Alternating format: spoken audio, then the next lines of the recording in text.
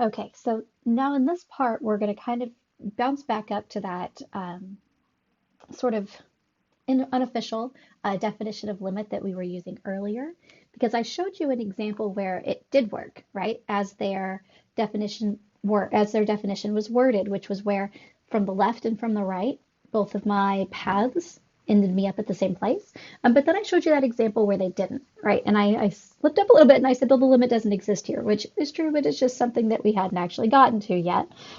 So here we're going to look at an example of an instance where our limit fails to exist. Okay, so for this first one, we're going to look at the function of the absolute value of x over x. And we just want to show that that limit does not exist. Well, here's our graph. We're thinking about here as x approaches 0. Now, as x approaches 0, if I'm approaching that value of x from the left, I'm going to be walking along this piece of the function. So this is the direction I'm going, and the y value that I would be approaching there is -1.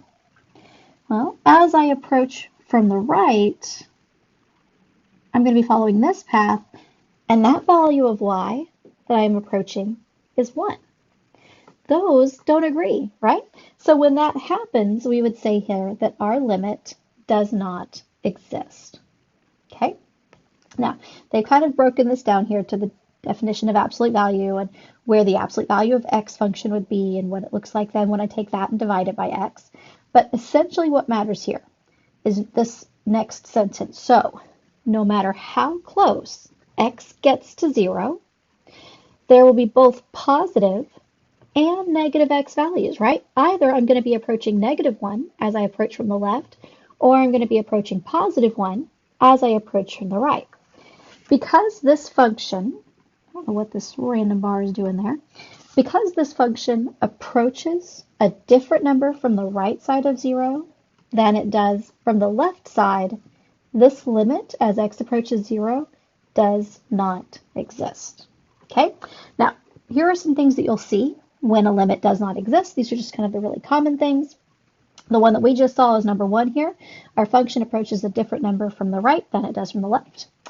Another option is that your function increases or decreases without bound as x approaches some value of x, which we're going to call c, or maybe your function oscillates between two fixed values of x as x approaches, or two fixed values, excuse me, of your function as x approaches c. Okay, so let's look at some examples of what those look like. For this first one, we just want to find the limit here as x approaches 0 for this function. So we've got it graphed here. Well, notice that as I walk along toward x equals 0 from the left, I would be following this path. As I walk along towards 0 from the right, I'd be following that path. The left and the right sides here don't agree, right? So we would say that this limit does not exist. Okay, sometimes we just say it does not, D&E, does not exist, okay? And the reason here is that the function approaches to from the left-hand side, which we abbreviate as LHS, left-hand side of 0, and it approaches 0 from the right-hand side of 0.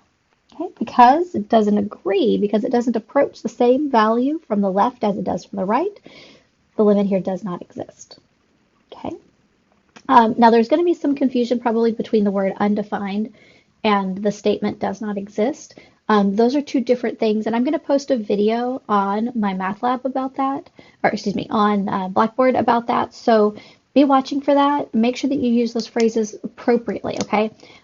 This function, for example, if I said what is the function value when x is 0, this function is undefined, right? Because if x is equal to 0, there's no point on this graph where x is 0, right? I've got open circles at both corners there. So it doesn't exist the limit does not exist, but the function value is undefined. Okay? All right, looking at problem number 30 here. For this one, we've got this tangent function. Remember this, hopefully, from trig. And this time we're looking at what happens as x approaches pi over 2. Okay. Well, as I approach pi over 2 from the left, I'm going to be walking right along this piece of the graph. And as I approach pi over 2 from the right, I'm going to be walking along this piece of the graph. Now that is very much like the issue, which was labeled as number 2 up above, which was your function increases or decreases without bound.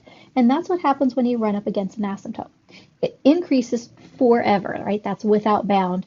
But from the right, it decreases forever without bound. Okay? So then I would say here that, again, this limit does not exist.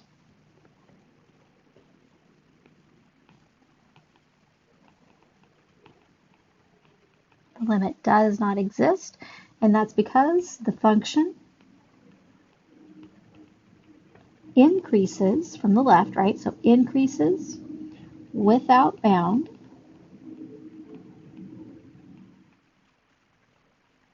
as x approaches pi over 2 from the left, and it decreases without bound as x approaches pi over 2 from the right. Okay, and again, because they don't agree, and here, even if they did agree, approaching infinity, I suppose I could say, as your y value, increasing without bound or decreasing without bound automatically means that your limit there does not exist, okay? All right, number 31 here. Looking at this graph, now there's two different types of questions being asked here. One is a function value. So if they say, what is f of 1? That means what happens in this function at the instant that x is equal to 1. That's not a limit question. So A and C, those are like pre-calc 1 questions, okay? B and D are the calculus questions here. So for that first question, if I said, what is f of 1? All right, well, if I look at this function, here is where x is equal to 1, right? So all along here is when x is equal to 1. And when I'm looking at that, where is your actual function? Well, the function is at a closed circle, right? Open circles means that you get infinitely close to that value, but it doesn't actually connect. So this is my function value here.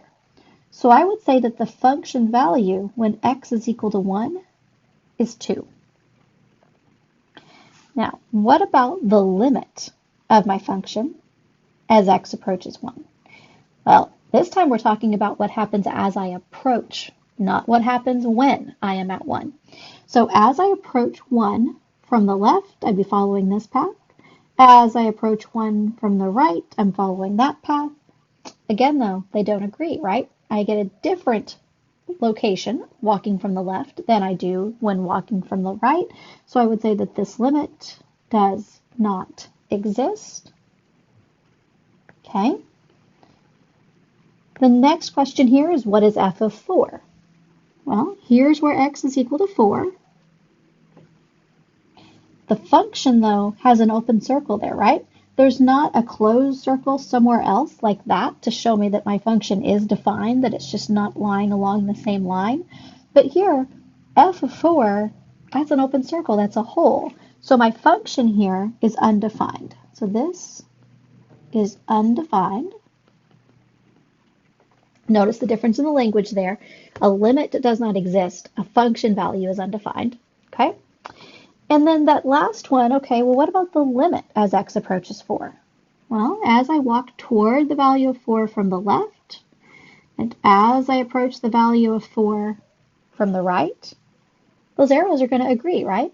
What is that y value that those appear to be approaching? Looks like it's 2, doesn't it? So I would say here that this limit is 2. All right, then to part 2.